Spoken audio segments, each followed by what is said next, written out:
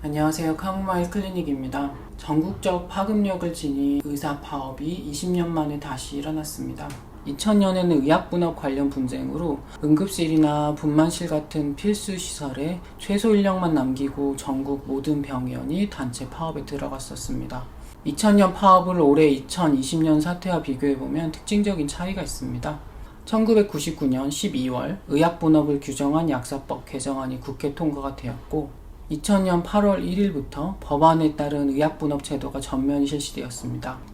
이 제도는 민간병원 의사들이 권한과 수익에 즉각적 영향을 미치는 것이어서 개헌의사를 주 회원으로 하는 단체 대한의사협회의 주도로 투쟁이 있었고 대한약사회와 이익단체 갈등이 두드러졌었습니다. 결국 의협은 정부 측과 의사 진료 세부 항목에 대한 국민건강보험 수가를 얼마나 올려줄 수 있는가와 의약분업으로 약 처방을 할 때 약 성분명이나 상품명, 즉 제약회사를 결정하는 권한이 의사에게 얼마나 주어지는가에 대한 협상을 벌였습니다.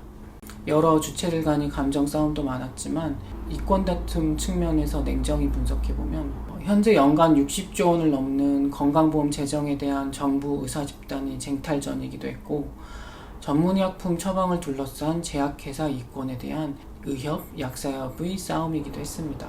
현재 사태가 20년 전과 정말 다른 점은 개헌이나 봉지기, 즉 이미 자리 잡은 민간 의사의 파업 파괴력보다 전공의 전임의, 즉 현재 대학병원에서 수련 중이고 미래의 의사 인력 시장에 본격적으로 투입될 집단의 파업 파급력이 훨씬 큰 상태입니다. 전공의 파업률은 75.8%였고요. 전임의, 전문의 자격증 따고 대학병원에서 학술활동하면서 일도 하는 의사입니다. 펠로우라고 흔히 불립니다. 이 전임의 파업률은 35.9%. 반면 의원 파업률은 6.5%밖에 안 되었습니다. 개인 의원은 일하는 게 돈 버는 거라서 파업 참가가 어렵습니다. 그럼에도 불구하고 2000년에는 그해 8월 의약분업 제도가 시행된 상태였고 그 격변기의 보험 수가 개선이나 전문의약품 처방 권한이 흔들리면 돈 버는 게 흔들리기 때문에 파업에 적극적으로 동참했었습니다. 하지만 현 파업 사태는 공공의대 설립, 의대 정원 늘리기에 대한 반발로 시작되었습니다. 이 정책들로 인한 변화의 체감은 10년, 15년 후에나 있을 거거든요. 그래서 당연히 미래의 직격탄을 맞게 되는 전공의 파업 동참률이 높을 수밖에 없습니다. 거기에 대해서 의과대 학생, 특히 이번 의사국가고시를 치르는 졸업반 학생들이 반발이 이슈입니다. 의사국가고시를 안 봐서 약 3,000명의 의사가 내년에 새로 배출이 안 되면 일단 전국 대학병원들 경영에 큰 타격이 됩니다. 국가공공의료에 타격이 되지는 별로 않습니다. 지방에 산재 있는 공공병원이 지방의료원 34개, 적십자병원 5개가 있습니다. 이곳들은 인턴 의사가 거의 없고 전문의 인력 중심이니까 영향이 적거든요. 다만 의사고시 합격 후 군 대체복무로 가는 공중보건의 수급에 영향이 생길 수 있는데 이들은 일반의로서 지역보건소 보건지소에 가서 일하기 때문에 필수 긴급 의료에 큰 영향력이 없습니다. 다만 5대 메이저 병원 같은 곳에는 혼란이 예상됩니다. 매년 100명이 훨씬 넘는 수의 의사 인턴이 들어오는데 전문의는 월급을 1,000만 원까지 줘야 하지만 인턴은 월 200 이상, 월 300 미만 정도 주고 주말도 없이 법에서 정해진 연 15일 연차는 꿈도 못 꾸고 일합니다. 이 값싼 인건비 인턴 인력이 갑자기 없어지는 거거든요. 대학병원 경영진한테는 악몽 같은 일이겠죠. 이 같은 사태를 맞아서 향후 어떤 정책안이 정부와 의사 집단 모두에게 납득할 만한 것이 되고 결국 우리나라 의료 서비스 산업이 미래가 될 수 있을지 말씀드려 보겠습니다. 6년 전 2014년도에 삼성 이건희 회장님이 밤중에 심근경색으로 심폐소생술을 받는 일이 있었습니다. 자택은 용산구 한남동이었고요. 가까운 순천향 대학병원에 먼저 들러서 심폐소생술을 받았고요. 그 다음에 강남구 일원동에 있는 삼성그룹 산하의 삼성서울병원으로 옮겨졌습니다. 만약 자택 근처에서 바로 CPR을 받지 못했으면 돌아가셨을 가능성이 높습니다. 재벌 회장님이 받는 이런 긴급한 의료처치를 지방에 사는 서민분이 위급할 때 받을 수 있다면 의료 서비스 접근도가 이상적이라고 할 수 있습니다. 심근경색 환자를 살리는 데 필요한 의사는 순환기 내과 분과 전문의입니다. 하지만 의사만으로는 안 되고 전문 진료팀이 같이 있어야 하고 타진에서 보이는 복잡한 의료 시술 장비도 꼭 있어야 됩니다. 지방병원에 이렇게 필수 전공과 의사, 전문 의료팀, 전문 의료 장비가 있고 그게 10년, 20년 이상 안정적으로 유지되어야 공공의료로 큰 의미가 있다고 할 수 있습니다. 공공의대 설립과 의사수 늘리기는 그 첫 번째 단계로는 괜찮을 수 있습니다. 의사를 위한 인프라가 없는 상태에서 시작하는 게 문제입니다. 보건복지부가 2020년 7월 23일 공표한 의대 정원 확대 및 공공의대 설립 추진 방안 문서가 있습니다. 역학조사관, 중증외상, 소아외과 등 특수 분야 의사 부족, 의과학자, 백신 등 향후 바이오메디컬 분야를 이끌 의과학자 인력 부족이라는 내용인데요. 중증외상, 소아외과, 감염내과를 전공하거나 바이오메디컬 분야에 일할 의사는 절대적으로 부족한데 그 이유는 간단합니다. 시장에 수요가 없어서 그렇습니다. 소아외과 전문의를 예로 들면 이 세부 전공은 많은 대학병원들 중에서도 5대 메이저 병원에나 수요가 꾸준히 있는 정도입니다. 그러니 전국 48명도 있는 자리에 비하면 많은 숫자입니다. 시장 수요에 반해서 특정 전공과 의사를 배출하고 전공을 살려서 일하게 하려면 정부가 그 수요를 보장해줘야겠죠. 언론 기사를 보시면 지방에는 비싼 월급을 주어도 필수과 의사가 잘 안 가는 걸 알 수 있습니다. 아이들 교육 문제도 있고 향후 진급해서 서울로 진출한다는 보장도 없고 거기에다가 지방병원 재정이 악화돼서 병원이 망하면 커리어가 단절되는 거거든요. 그래서 저는 보건복지부 정책안을 읽고 이거는 그냥 1단계 초안일 뿐이고 다만 정부의 희망과 몽상을 버무려 놓은 것 같다고 생각을 했습니다. 대한민국 정부는 우주에 진출한 한국인이라는 거창한 사업을 벌였습니다. 수억 대의 돈을 들여서 우주인을 뽑고 양성하고 우주에 보냈습니다. 하지만 우주인이 지구로 돌아오고 나니 할 일이 없었습니다. 결국 우주인 이소연님은 미국으로 유학을 떠날 수밖에 없었죠. 공공의대를 세우고 전문의를 배출해도 나와서 일할 병원이 현재로선 거의 없습니다. 필수 전공과 자리는 각 대학병원에서 자교 출신 엘리트 의사를 주력으로 뽑습니다. 내과, 신경외과, 일반외과, 흉부외과, 응급의학과 등의 전공 의사를 지역에서 오랫동안 보람되게 일하게 만들려면 특별한 장기 계획이 필요합니다. 저는 그 계획에 다음 두 가지가 반드시 포함되어야 된다고 생각합니다. 첫째는 평생 직장 공무원 의사를 늘리는 것이고요. 둘째는 민간 지분이 들어간 공공병원을 강화하는 것입니다.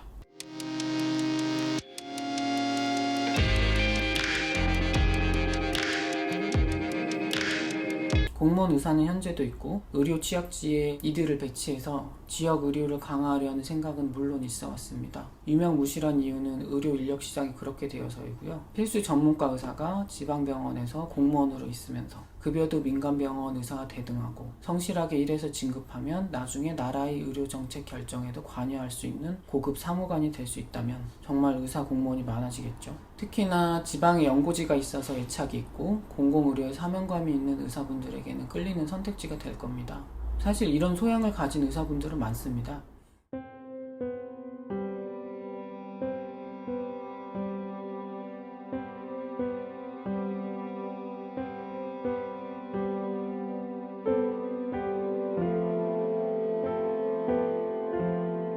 의사 공무원이 많아지면 의료 서비스 질이 떨어지지 않을까 하는 염려가 있습니다. 국가별로 의료 시스템을 논할 때 항상 거론되는 영국의 경우를 보면 꼭 그렇지는 않습니다. 영국은 NHS, National Health Service라는 전국민 무료 의료 서비스를 제공하고 있습니다. NHS의 의사들은 모두 중공무원 신분입니다. 이 장면을 잘 보시면 좋은데 2012년 있었던 런던 올림픽 개막식입니다. 아기 얼굴이 있고 수많은 병상과 의료진이 같이 있는 사진입니다. 놀랍게도 자국의 공공의료 서비스인 NHS를 자랑스러워하는 퍼포먼스를 집어넣었습니다. 저는 참 감명 깊었는데요. 국가의료에 대한 국민 신뢰가 얼마나 깊었으면 의료랑 별 상관도 없는 국제스포츠 축제 개막식에 이런 걸 넣었을까 했습니다.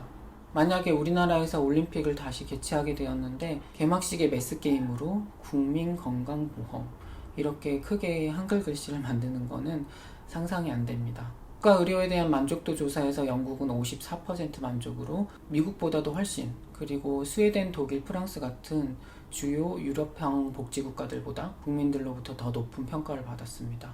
미국의 민간재단인 The Commonwealth Fund라는 곳에서 한 국가의료 서비스 비교 리포트에도 영국은 미국, 스위스, 독일, 프랑스, 캐나다 등 서방 선진국 그룹 중에서 의료 서비스 질평가 종합순위 1위를 했습니다. 그렇다면 영국에는 돈 더 내고 질 좋은 민간 의료 서비스를 받는 사람이 없는가 살펴보면 그런 민간 사보험이 당연히 있고요. 하지만 그 가입 비율이 영국 전체 인구의 10.5%입니다. 즉 공무원 의료인이 중심인 공공의료 시스템이 전 국민에게 보장되면서 프리미엄 의료 서비스를 찾는 그런 사보험이 작은 부분 공존하고 있습니다. 우리나라는 영국과 마찬가지로 공공의료보험인 국민건강보험 가입률이 거의 100%이면서 반면 의사는 절대 다수가 민간인입니다. 즉 나라로부터 월급을 받지 않는 전문직입니다. 지역 필수 의료 거점 병원에만이라도 의사 공무원 채용을 늘리고 성실하게 진료하고 환자분들과 의료팀 멤버로부터 평판이 좋은 의사는 장기 고용하고 영국같이 잘 돌아가는 공공 시스템으로 병원을 운영한다면 나은 방안이 될 겁니다. 그런데 전문 의료 인력 채용까지는 상대적으로 쉬운 문제라고 생각을 하고요. 의료 인력을 품어주면서 재정도 건전한 공공병원을 어떻게 유지하느냐입니다.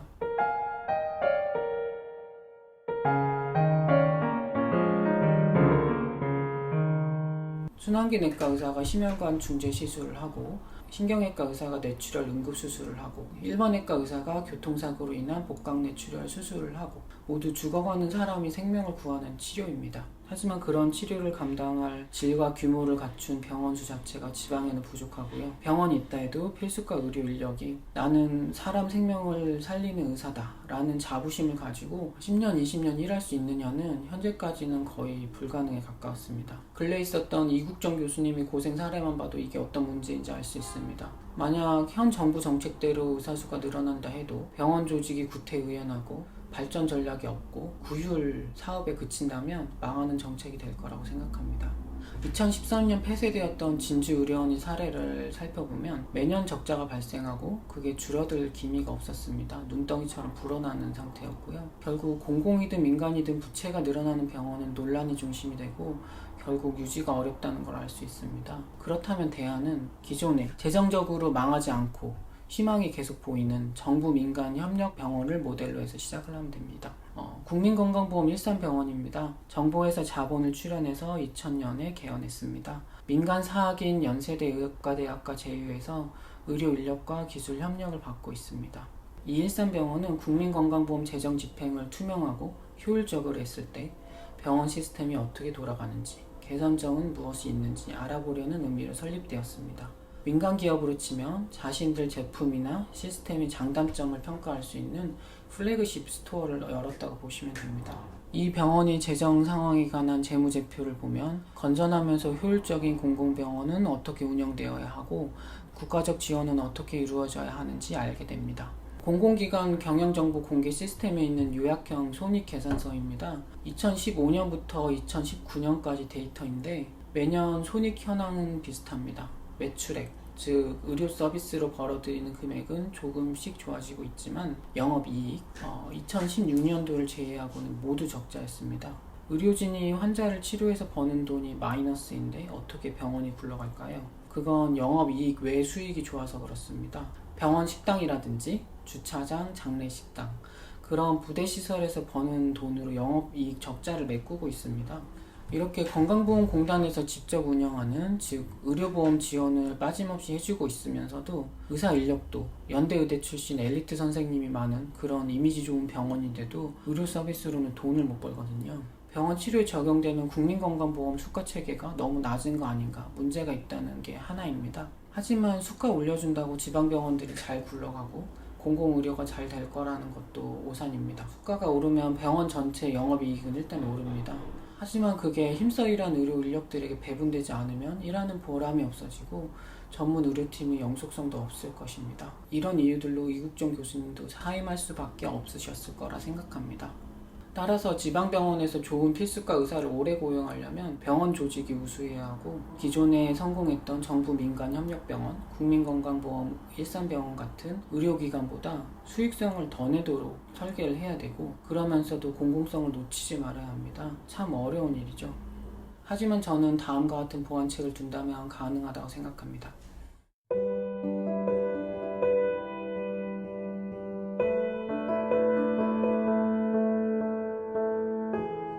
현재 우리나라 의료산업계는 공공 대 민간으로 주체가 나뉘어져 싸우고 있습니다. 정부 측과 의사 측이 공이 나눠 먹을 수 있는 의료산업의 파이를 늘릴 수 있는 정책도 있거든요. 우리나라에서 이미 가장 발전한 IT 산업의 장점을 융합하면 됩니다. 의료 서비스 전달 체계도 이런 IT 테크놀로지 발전으로 격변을 맞고 있습니다.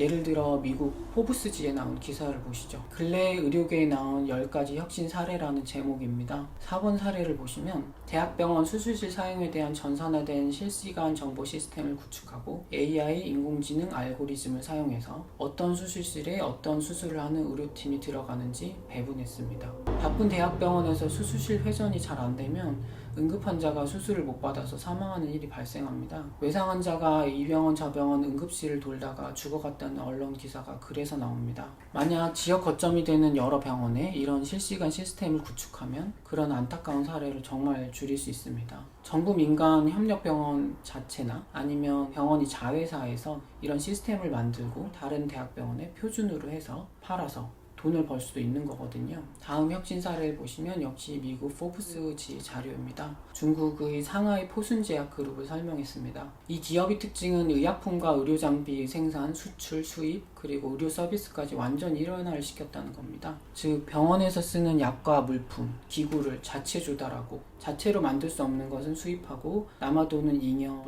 약이나 물품은 수출해버리고 병원 의료진도 자기 회사에 고용된 직원을 써서 경영을 하고 있는 겁니다. 그러면 비용 절감을 통해 의료 서비스에서도 규모의 경제를 일굴 수 있고 의료 인력 고용 안정성도 보장이 됩니다. 의료 말고 다른 분야에서 이렇게 해서 성공한 기업이 예를 들면 일본이 유니클로가 있거든요.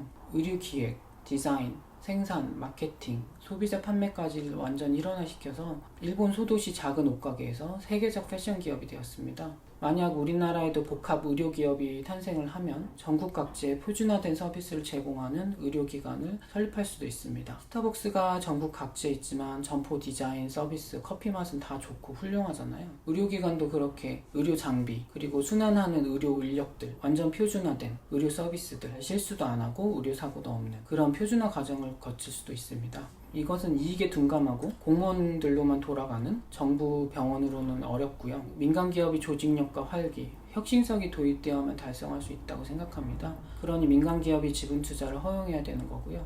국민건강보험 체제 내에서 생존을 해야 되기 때문에 정부, 민간이 지분을 나눠 가지는 협력 의료기업으로 시작하는 것이 더 쉽고 바람직합니다. 2000년 의학분업 사태로 인한 의사 파업때에도 분쟁 당사자인 정부와 의사 집단, 그리고 의협과 약사협회 간의 감정 싸움이 극에 달했었습니다. 하지만 결국 사태가 해결된 것은 갑자기 서로를 사랑하게 되어서가 아니고 의료 서비스 수혜자인 국민이 이해하고 지지하는 정책을 세우고 관련 단체가 협의하에 이권을 적절하게 분배함으로써 가능했습니다. 공공의대 설립, 의대 정원 증설 모두 의사 수가 늘어나는 문제이고 필수 이권이기 때문에 의협 측에서는 의학분업 사태 이후 2006년부터 현재까지 전국의 의대 정원을 총 3,058명으로 결사적으로 막았습니다. 인구 대비 적은 인원이 의사로 인한 지난 14년간의 결과는 지금 소개해드릴 OECD 보고서를 통해 알 수 있습니다. 보건복지부 홈페이지에 기재된 2019년 OECD 보건 통계를 살펴본 한국의 보건의료 수준입니다.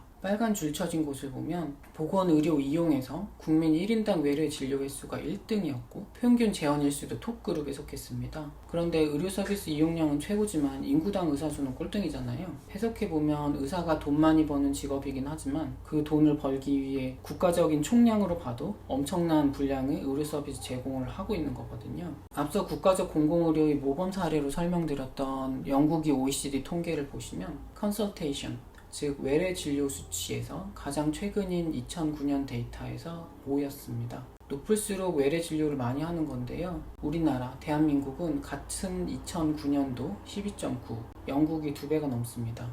그리고 2018년도 가장 최근 데이터에서 16.9였습니다. 2018년도 OECD 전체 나라를 비교해봐도 외래진료 10을 넘는 국가는 우리나라 빼고는 2국가밖에 없었고 그나마도 각각 10.7, 10.9였습니다. 영국이 공공의료가 자국 국민들에게 사랑받는 건 사실입니다. 근데 영국 의사들에게 우리나라 의사와 똑같이 일하라 그러면 아마 폭동이 일어나지 않을까 싶고요. 게다가 공공의료보험인 국민건강보험 재정도 현재로는 적은 의사 수로도 잘 돌아가고 있습니다. 그러니 정부는 의사 집단이 많은 양의 국민의료 이용량을 소화하고 있다는 사실을 인정해주고 의사 측 이권을 너무 무너뜨리려고 안 했으면 서로 사이가 좋지 않을까 합니다. 의사단체 측에서도 전향적으로 공공의료 정책에서 일정 부분을 양보하면서 의료보험 수가로 보상을 받거나 또 의협 차원에서도 공무원 의사가 될 인력을 보내고 그 연결을 통해 향후 정부 의료정책 협의에 의사가 지속적으로 참여할 수 있는 시스템을 구축했으면 좋겠습니다.